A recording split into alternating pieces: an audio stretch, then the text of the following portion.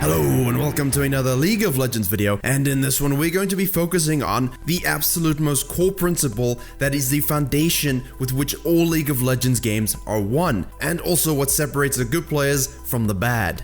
And now most of you know who are regulars on the channel that I talk a lot about lane impact, camp sequencing in a way that helps your laners, but at the same time also always talk about laners and junglers working together, that lane jungle interaction that's so important, and a team that has a high level of jungle lane interaction across the map and good objective focus is the team that will most of the time, barring any throws or such things, end up winning the game. And yes, that means it applies to all roles. Now I'm going to talk as much as I can about all the little things going on.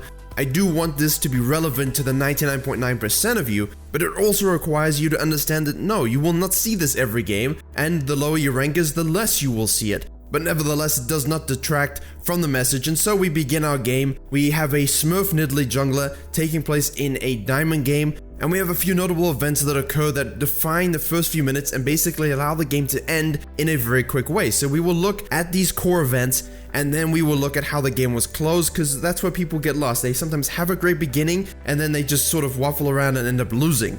The decisions made by the top laner and the support particularly are the most important. So Nidalee is doing her clear, and boof, like a creepy dude on Twitter trying to slide into your DMs, Graves slides into the blue buff area. Now, let's look very carefully at the state of affairs. If he has a red buff and no blue buff and he's level 3, there's only one outcome. He did his full red side. Nidalee knows this. Nidalee has gone from a red sequenced up and taken a blue. She is also level 3. She has the advantage of having double buffs. Now, she can push the Graves off away from the blue area, but normally in this case as a jungler, you're hoping your laners will rotate, because when an enemy jungler miscalculates his invade and apparently has no clue how to do it, you want to be able to punish his aggression with a first blood. Now, we briefly look at Malzahar from the mid lane perspective, begins to move on up, however realizes the Aurelia might actually end up being more devastating in that 2v2, so instead decides to chunk her and push her off, away from the skirmish in the river. Now, if we shift up to the top side, the Fiora is trying to control her wave. She doesn't want to shove it into tower, she wants to put the Jax on a leash and control him. Fortunately, she's not wearing the Headmistress Fiora skin, otherwise that statement might have had a few more undertones. Now, as you can see, as Fiora begins to head on down the river, they both have 6 minions. That little beginning move costs her a bit of pressure on the Jax, who ends up getting level 3 because now he can freely go and take those minions without any repercussions. Fiora then goes back up to her minion wave, but in the meantime, Jax uses level 3 spike to roam on down. He sees that the Fiora has returned to the lane, and she doesn't end up pushing the minion. She still waits to last hit. She is completely oblivious as to what the Jax is doing. Because Jax got the level 3 spike, he roams on down the river. Nidalee ends up being caught out. Jax gets first blood and double buffs. Now we'll talk about the Nidalee in a second, but just from the Fiora's point of view, the fact that she began to move and then move back gave Jax the advantage to get level 3. She also could have very easily still gotten the cannon minion level 3 before Jax and kept the lane priority enough to move on down first. Now from the Nidalee's case, yes, she was very greedy. She missed her first spear, that's a bad one. She missed the second one because Graves dashed. Now you need to leave. She waits around for the Jax out of some inane stubbornness because she's annoyed she didn't get the top laner roaming down first. But at the same time, you don't want to royally screw over your top laner by giving them first blood and double buffs. The Malzahar on the other hand actually played it very well. Realized that a rotation was not in the cards and that the Aurelia would have probably caused way more trouble than he could have, and instead decides to use Void Herpes on the Aurelia, lets it trickle her down, uses the Ignite even though he's out of mana, gets that one-on-one kill. So that's also good from a jungler perspective. If you're engaged in a 1v1 that you would win if you hit your skill shots, you don't want the enemy mid rotating and getting up a double buff kill either, so the fact that your mid laner was able to cut them off and take them down is a perfect scenario otherwise. Now, because of this, the Nidalee knows that the Graves' blue buff is up, and this is where we shift our focus to the other side lane and to the support. If you want to carry as a support, you need to have eyes like a jungler. You need to be able to track the enemy jungler, you need to be able to watch what your jungler's doing, as well as focus on the 2v2 lane.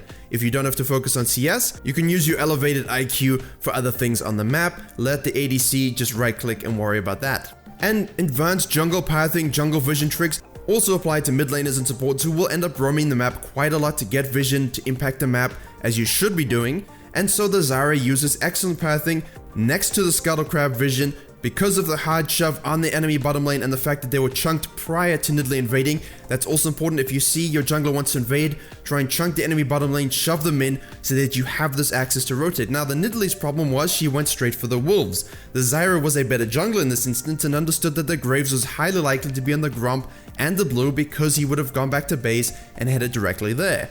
Zyra hits a stun, hits the plants, hits the ignite. Nidalee once again misses her spear, but she's able to chase him down and grab the kill and also get his flash burned. Now you'll note that the ADC, the Caitlyn, actually did an excellent job of this. Understood what the Zyra was doing, saw the fact that there was going to be a 2v1 in the enemy jungle, and the Caitlyn wanted to keep it that way. And again, this is the difference between good and bad plays, especially ADCs. Look, she put the traps down, she cut off the Jinx and the Lulu, and now the Zyra can fall back into a 2v2. And because of the fact that the Caitlyn had trapped him in that scenario, the Zyra could read it very quickly and know that the Jinx had only one place to go, flashing over the wall. So the Zyra places a WQ exactly where Jinx is going to flash. She gets caught in a Caitlyn trap and the bottom lane ends up winning that 2v2. An excellent read by everyone around, and now you'll see what the Nidalee was doing is actually just cutting off the enemy Aurelia to make sure she stayed out of that fight. The Malzahar in this case was being pushed into his tower, he wanted to go back, he was in no position to rotate, and you do have to understand that the fact that the Graves fell so quickly means that it was a 3v3 overall and they end up picking up a kill on the Aurelia also. An absolutely hugely massive play. A play that was entirely made by the support Zyra roaming up, understanding exactly where the Graves would be, knowing how to get there undetected, and that's the point of this video. When your whole team sees a Zyra and an ADC roam up like that, invade the enemy jungle, get a 2v2 in the bot lane, it boosts confidence and it boosts trust in the jungler as well as everyone else. In essence, the power of friendship. Look at all we can learn. We can apply Toy Story principles to League of Legends. What a great time to be alive. Now because it's really early and of all that kerfuffle after Graves died, it gave him time to move on into Nidalee's topside jungle. He assumed that the Nidalee might have gone back to base to buy before rotating up to the topside. He also had first-hand experience of the Fiora and the Malzahar not rotating whatsoever. But watch what happens, watch the cascading effect of that bottom lane play. It truly is contagious. So the Fiora has just TP'd back up into lane, Malzahar is walking back to the mid lane, Nidalee runs into a very cheeky Graves stealing that Gromp. Now lane priority is a very relative term to where you are actually located. In the river, Fiora does not have lane priority, Jax does. But in the Gromp area, in the enemy jungle, Fiora can rotate faster than the Jax. But most notably the Malzahar before he even got to his tower. Because he shoved the wave, because Aurelia died in the bottom side, he knows that Aurelia's pushed back into a tower and he immediately turns left to help. As soon as Nidalee shows Graves on the map, pings it out, Malzahar rotates. It means he's also looking around the map and he's looking to help, he's looking to make an impact. He's not just watching himself floating and thinking, wow, I do this better than the Titanic. And once again, the power of friendship gets him a double kill. The experience levels might be low in the Nidalee, so after that mess of a beginning where she didn't get help, she should have backed out, she gave first blood to Elena. Now she's had 2 instances where everyone rotated to help her. That is fantastic, and now it's on her to repay the favor, to help support those lanes as best she can, to snowball this lead as fast as possible. And in Graves' case, you need to calm down. And this is what happens with a lot of, especially diamond junglers. They think they're so great, they start invading enemy jungles without consideration of anything else. And in gold and plat, you see the beginnings of this, hey, I'm gonna go counter jungle. You need to look at the map beyond the fact that you really want to go smack some Gromp. So after Nidalee pays back her mid laner with a little gank on the mid lane, they don't get anything, don't have enough damage just yet. She's only level 4, she needs to go back, get level 5, get 6, get some items in her pocket before she can start to do more damage with those spears. We have a third scenario of lane jungle interaction, of roaming and helping each other, that basically seals the nail in Yorick's coffin of this game. Because of that earlier play, because of the excellent read by the Zyra, the Caitlyn played very well also. They're both really far ahead of the Jinx Lulu bot lane. So Nidalee wants to say, well look, you have level 6, they don't, let's try a dive on the top lane. However, the Nidalee makes a very good read. The Malzahar has gone back to base, the Aurelia has just shoved the minion wave, she's now going to look to roam, because guess what, when a bottom lane is hard pushing, and as someone who splits his time equally between jungle and support, I can tell you, you get ganked a lot. TPs, mid roams, everything. You have to keep an eye out for all kinds of map movement. Now the Nidalee does an excellent job of waiting for the Aurelia, cuts her off, the Malzahar again, immediate rotation. Isn't concerned about that one cannon. The kills and the implication of objectives after such a roaming kill is way greater than a few minions. So they chase down the Aurelia and grab a kill on her. Freeze frame, reverse a little bit, what happened to the enemy Jinx? Well, the Zyra and Caitlyn wanted to get in this action, understood that the enemy bottom lane would be able to rotate back upwards before them, and so as soon as Jinx crosses that ward that the Nidalee placed just before, the Zyra flashes, uses a full combo with Caitlyn. She's basically instant deleted. The Lulu has to flash out, she gets a bit of damage, and then the Nidalee finally hits a spear right down the middle. And if you've been keeping track, it is in fact 10 kills to 1, the only kill for the red team from the Jax roam. While in this particular bottom lane skirmish, where is the Graves? He's nowhere to be found. He's now farming his jungle, he's much more reserved, he's not looking to get into anything like this. While the blue team is really focused on rotating, making plays, helping each other. It's almost like pro game versus solo queue game in terms of the coordination. And yes, this was a solo queue game, but the point is, that idea of helping each other, of reading the map, of having jungle lane interaction, no matter which direction, whether it's ganking, whether it's rotating to get kills and collapses, is infectious, and all roles need to start opening their eyes to the fact that 2 minions is not worth the potential plays you can make as a team. And it definitely starts with the jungle's read on the map, but also very much on the support's ability to do that same thing. I suppose likewise for mid. And now, in order to close out this kind of substantial lead, it's pretty simple. You've got to fit Caitlyn, you've got to fit Zyra, you've got to fit Malzahar. So after you make that kind of play, you want to make sure you're getting objectives. Fall back to that Ocean Drake, a huge pickup, especially on a lane when you're in the lead, and understand that the enemy will start to make some desperation plays to pull back that gold lead in some capacity. So the Nidalee understands that the lane that is the best to follow around if you want to start securing objectives is that bottom lane. Jax TPs to try and save his bottom lane from a Zyra combo with a Caitlyn, ends up being kited out, killed, they get the first tower, and now you simply want to play around the world. If you have a team that's coordinated, has range, has poke, has CC, you should have no trouble sieging and taking all those towers. Just be careful of very greedy pathing. The Zyra here thinks, well, you know, we're really far ahead, the Irelia is going to rotate around the back. Well, if the Irelia doesn't rotate around the back and cuts you off, you're just dead.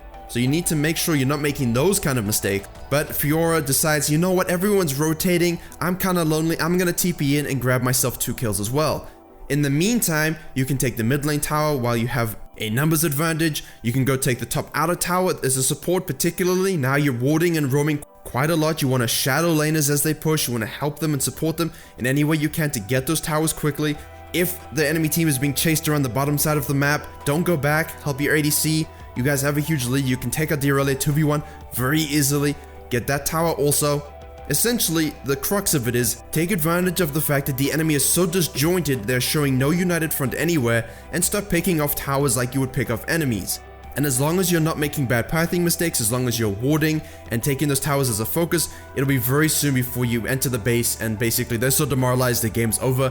Just don't start greeting too much. Now, if the game was a bit more close and you were fighting over towers, it wasn't easy to take them, everyone has having united front, you want to use proper macro to close. I'll leave a link to a video in the top right that I did on this exact subject. In this game, as you can see, it's not really a challenge, the towers are free, there's no real macro game. The entire game was decided by those 3 huge roaming events, where everyone was feeding off each other to punish out of position enemies. They were not playing for themselves, they were playing for the team. And as cheesy as that sounds, it is the most important way to play League of Legends. You can see here, these are all decent players. If they were to play like this all the time, they would end up having a very nice climb. Stop focusing so much on your own little lane and your few minions, and focus on the greater scheme of the game. Thank you very much for watching. I hope you were able to enjoy and learn something, and perhaps come down with the sickness for rotating to help your teammates. Support players, I hope you learned a little something about how you can carry from that position. Please like, share, and comment if you did. Consider joining to officially become a member and to support the channel. Subscribe for more League of Legends and jungle videos coming very soon. And as always, I will see you all in the next tutorial.